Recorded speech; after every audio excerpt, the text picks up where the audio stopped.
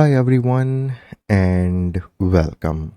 So here you can see on the camera we have air quality sensor from Augmatic Technologies Private Limited.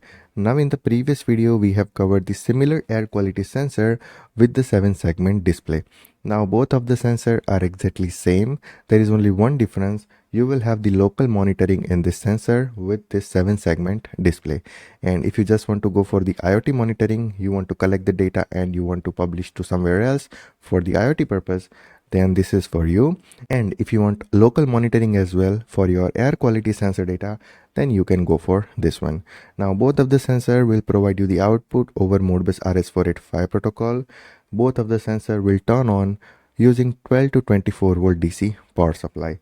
So here I have provided 24 volt DC power supply. This is the ground, this is the positive. The yellow and green cable is RS485 minus, and this silver or white cable is RS485 plus. And this is the ATC converter which I have connected with my system using second end of this converter, which is USB. Okay.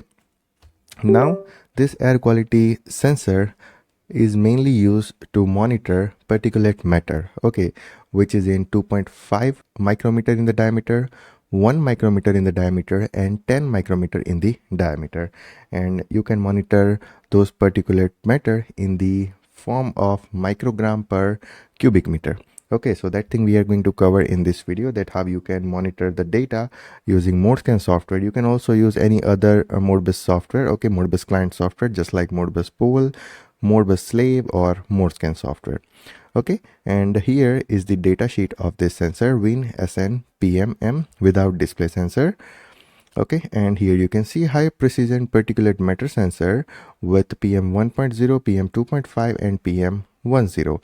And this is used in the IoT, HVAC, building environmental monitoring, environmental quality monitoring, your industrial environmental monitoring, and everything. Okay, so basically it can monitor your air. Okay, so that's why it's air quality sensor. Now here is the data sheet, and you will get most of the thing in the data sheet, that for measuring parameter, what is the measuring range and what is the measuring accuracy. And if you want to read the data over Modbus RS485 protocol, then here is the configuration setting. So I have already connected this sensor with this ATC converter.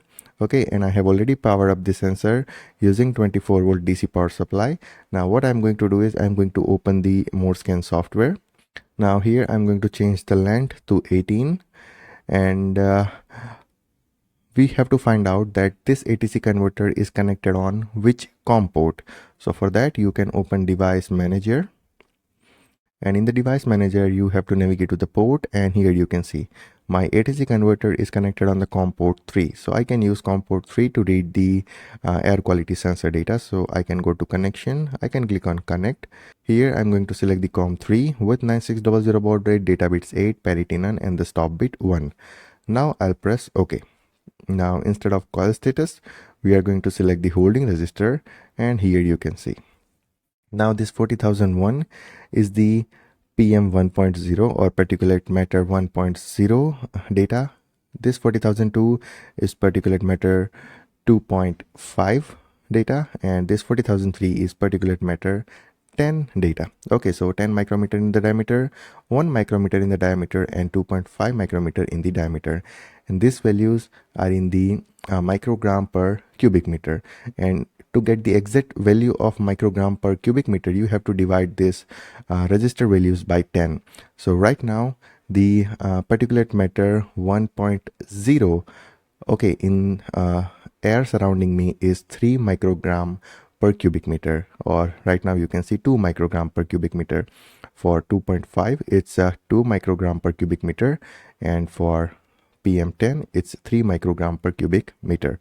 Now everything is mentioned in the data sheet. So if you visit the data sheet and if you scroll down, then here you can see the point number 4, PM1.0, PM2.5, PM10 in the microgram per cubic meter data are provided in the multiple of 10. So to get the exact value, you have to divide the register values by 10.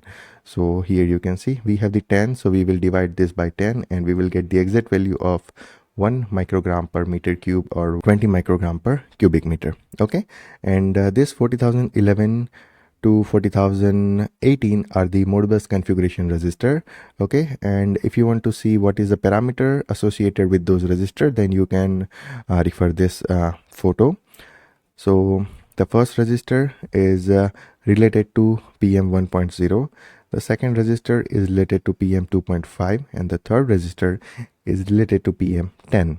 And this one is related to baud rate. So right now we have used the baud rate 9600, which I have to multiply this by 10 to get the exact baud rate value. And if I want to update the baud rate value, then I can use this register 40,012. Here you can see selectable baud rate.